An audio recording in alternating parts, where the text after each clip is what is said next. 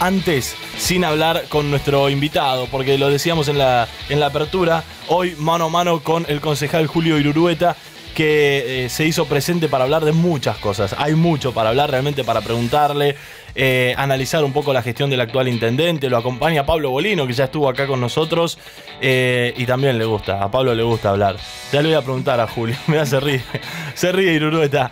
Bueno, a ver, ponchámelo, así ya lo vamos mostrando en radioentv.com. Vos que tenés internet a mano, nos podés ver, además de escucharnos a través de 103.7, obviamente. Julio, buenas tardes, gracias por haber venido. Buenas tardes, Lucas, gracias por la invitación.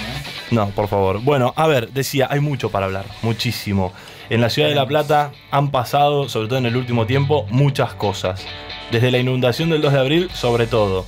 Y la primera pregunta que te tengo que hacer, casi que cae de maduro: ¿cómo encontrás la ciudad hoy al ciudadano platense después de lo que vivió?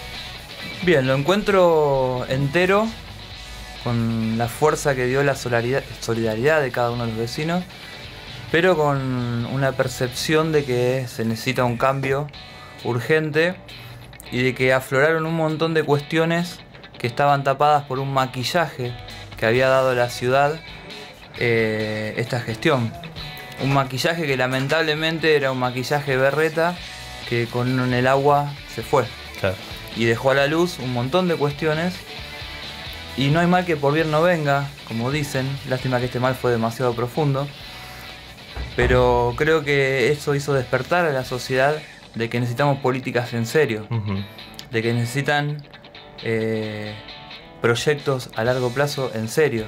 Que no alcanza con tener un lindo espacio público o una buena pintura en algún cordón, sino que las cuestiones de fondo son las más importantes y a largo plazo son las que después te terminan cuidando tu vida, ¿no?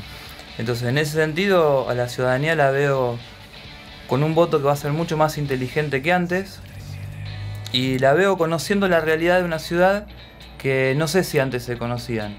Yo no sé si todo el mundo o todos los platenses sabían que acá a 40 cuadras tenemos indigencia y que tenemos familias viviendo, alrededor de 800 familias viviendo a la vera de un arroyo en casas de cartón y chapa.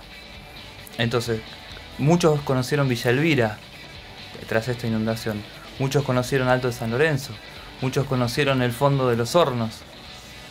Entonces, en ese sentido creo que sirvió para darnos un buen cachetazo y mirar para adelante con muchísimo optimismo, ¿no? Está bueno esto que decís, de que quizá el platense medio, el platense que históricamente tiene una posición un poco más cómoda, tampoco digo que el platense medio sea rico, pero sí de clase media, digo, un tipo que puede tener una casa, un auto, una educación, un trabajo, empieza a conocer la realidad de una ciudad que es mucho más grande de lo que creemos y que realmente está dividida. Hay algo que a mí me interesa mucho tocar, y es el tema de las dos ciudades, la periferia y el casco. ¿Esto políticamente se nota mucho? Mira, yo como primera medida no creo que tenga que ver con una cuestión de clases sociales o de que el rico no conoce lo que es Villa Elvira. Tiene que ver con una cuestión de la vida cotidiana de cada uno, ¿no? Vos tenés todas las universidades acá en el centro o en cierto lugar, entonces por ahí un chico de la edad de ustedes, o bueno, de mi edad ya no soy tan chico, pero por el circuito de vida que uno hace, que vas a la facultad, al boliche, a la casa de un amigo, que yo por ahí no vas para aquel lado. Y lo mismo cualquier otra persona, claro, independientemente de la clase social que tenga, por ahí hay ciertos lugares que no los recorre y que a nosotros como políticos tenemos la obligación de recorrerlo, entonces los conocemos. Pero en ese sentido se ve claramente una diferencia entre lo que es el casco y la periferia, por una cuestión básica. El casco está planificado desde hace un montón de años, desde Dardo Rocha se planificó el casco urbano, y toda la infraestructura urbana está acorde a la población de aquel momento. Luego de esa planificación inicial, toda la periferia fue creciendo sin ningún tipo de planificación. Claro. Y ese fenómeno se ve acentuado en los últimos 20-25 años, en el cual todas las zonas nuevas, urbanas, han crecido sin ningún tipo de acompañamiento acorde de la infraestructura necesaria. Esto es cloacas, calles, agua potable, servicios de desagües, sumideros serían. Bueno, luz, vos ves muchísimos barrios colgados de la luz. Eso es preocupante. Siglo XXI. Sí, claramente. Siglo XXI. Sí, sí. El político, quizá la oposición esto lo remarca mucho, y el oficialismo, el que venga, en este caso le toca a Pablo Bruera, nunca ha hecho demasiado por acabar con esta diferencia. Puede tener algo que ver, es muy cruel lo que voy a decir, pero puede tener algo que ver con que el 45% del padrón electoral está en el casco. Mirá, la verdad que no te sabría responder esa pregunta, habría que hacérsela al intendente, Claro. ¿no? Pero si fuese ese el factor, sería un factor erróneo, porque el 55 estaría Claro. en la periferia. Creo que tiene que ver con una cuestión de asignación de recursos, claramente, y de qué se ve y de qué no se ve.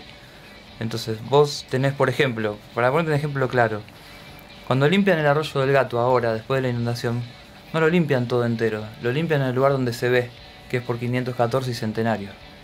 Entonces es una crueldad. Pues ni creo que todo el resto de la política, del gasto público, se ha aplicado de la misma manera, en lugares donde se ve. Entonces vos tenés que la 520 está limpia, pero haces 3 cuadras para allá y los pozos parecen la luna, un cráter son, ¿no? Claro, tal cual. Entonces, y eso me parece que pasa por ese lado, por una cuestión de hacer política demagógicamente y no pensando en serio en la necesidad de todos los platenses, ¿no? Sí, uno recorre el Camino Centenario un domingo por la tarde, día de paseo, y ves a la gente de las cooperativas pintando, cortando el pasto, los cordones, etcétera, etcétera. Obviamente ellos no tienen la culpa, ellos están haciendo su trabajo, tratando de vivir dignamente, pero incluso no solo al vecino que ve esa situación lo están usando, sino al propio trabajador. Eso es una locura. Es una vergüenza. Primero que le haces correr un riesgo laboral enorme, porque, a ver, estar el día de más tránsito en el Camino Centenario, en la hora pico, me parece que es un arriesgar al laburante, que encima cobra muy poco y no tiene los utensilios que corresponden y no tiene obra social, ¿sí? Que generalmente son gente muy humilde que no tiene otra alternativa y por eso agarran ese tipo de trabajo, si no, yo te aseguro que no lo agarrarían. Es ponerlo en riesgo al divino botón, como se dice, ¿no? Sí, acá hemos hablado, nos ha llamado gente de estas cooperativas pidiendo por favor que demos a conocer la situación. Nos hablaban de que les pasan en el municipio como que cobran más de 5.000 pesos y en realidad les llegan al bolsillo 2.000, los otros 3.000 no se sabe dónde están. Que no les dan lo que vos decías, los materiales. Digo, tienen camperas que quizás están rotas, descosidas, viejas, sucias. No les interesa realmente el trabajador, no les interesa dignificar, no lo hacen para decir, bueno, estamos buscando en la ciudad de La Plata otra alternativa para generar trabajo. Y eso es lo lamentable. Sí, como alternativa de trabajo a mí me parece bien que se le dé trabajo a las personas más humildes que por ahí no encuentran por otra vía. Pero también eso tiene que ir acorde de los elementos de seguridad e higiene básicos. No puede ser que estén juntando ramas o desechos, que es peligroso, con las manos al natural, claro, sin el guante correspondiente. Lo mismo los muchachos que les toca hacer el trabajo pesado, que estén con zapatillas comunes y no con los borcegos reglamentarios. Entonces en ese sentido me parece que está fallando. Yo estaba durante la inundación, cuando los muchachos tuvieron que salir a recolectar un montón de residuos pesados, no tenían, o sea, estaban como estamos nosotros ahora, sin ningún tipo de elemento extra y de mínima para cuando uno tiene que levantar mucha cantidad de elementos pesados. La seguridad de higiene te indica los cinturones claro, las fajas. Las fajas, sí, que te cuidan la columna, digamos. Sí. Olvídate, eso no, de ninguna manera. Nada. Así que en ese sentido coincido que está un poco descuidado el trabajador municipal en general, no solamente los de las cooperativas. La última de esta primera parte y después hacemos un pequeño break. Traemos el mate, las facturas, que de paso se las agradecemos a vos y a Pablo. A Pablito. A Pablo más que nada. Sí. Pero las trajo para él, Pablo. Las trajo para él. Y le veo cara de que estuvo laburando mucho y no tuvo ni tiempo de almorzar nada. siquiera. Exactamente. Bien, por un eso. tipo trabajador. Julio, la última tiene que ver con lo siguiente. Ustedes desde el Consejo, ¿a qué tipo de medidas o a qué gestión puntual intentan apuntar y que el intendente realmente, o sea, que ustedes creen necesario y lo llevan adelante presentando proyectos y demás, y que el intendente ni le va ni le viene? Mira, desde que yo ingresé al Consejo Deliberante hace ya 3 años y pico, siempre lo que tratamos de buscar fue separar nuestra tarea en 2 grandes ejes. Por un lado, las cuestiones macro, que tienen que ver con inseguridad, el tránsito, todas esas cuestiones globales, ¿no? Y por otro lado, resolución de problemas muy puntuales, sectoriales, como puede ser, por ejemplo, la castración de perros. Entonces, creo que nos tenemos que preocupar tanto de lo más importante como es la inseguridad y el tránsito acá en La Plata, y ahora todo lo que tenga que ver con infraestructura. Ahora saltó. Nosotros venimos planteando desde antes. Ahora después, si hay tiempo, te explico algunas cosas. Te cuento, más que te explico algunas cosas. Y también con cuestiones muy, muy puntuales que tienen que ver con las veredas, con los árboles, que también hacen a la vida cotidiana y a la calidad de vida como vecinos. Vos sabés que ese tema parece, o no sé si parece secundario, para mí no es secundario, pero mucho no se habla y a la gente le preocupa. Hay mucha señora, mucha gente grande, sobre todo gente grande, pero gente joven también, que no puede salir tranquila a la puerta de su casa porque no sabe si se va a caer en la vereda, si una rama de un árbol, una raíz de un árbol la va a hacer caer, las baldosas levantadas, y no sabe qué es lo que le tiene que pedir al municipio, qué le tiene que dar el municipio. Mira, esas cuestiones, uno cuando ha tenido la oportunidad de viajar, te hacen dar cuenta de pequeños detalles de tu vida cotidiana que si los mejoras un poquito nomás, vivirías mucho más cómodo, mucho mejor y mucho más tranquilo. Tal cual. Entonces nosotros apuntamos a ir mejorando esas cosas. Y bueno, mucha respuesta no se ha tenido, ¿no? Porque, qué sé yo. Está bien que la gente lo votó a Bruera con el 40 y pico % de los votos y es respetable ese voto popular, pero bueno, creo que en un montón de cosas le ha pifiado. ¿Ese voto se lo gana él o es mayormente arrastrado por la tremenda victoria de la presidenta a nivel nacional? En aquel momento yo creo que eran los votos de él. Ajá. En aquel momento creo que eran de él.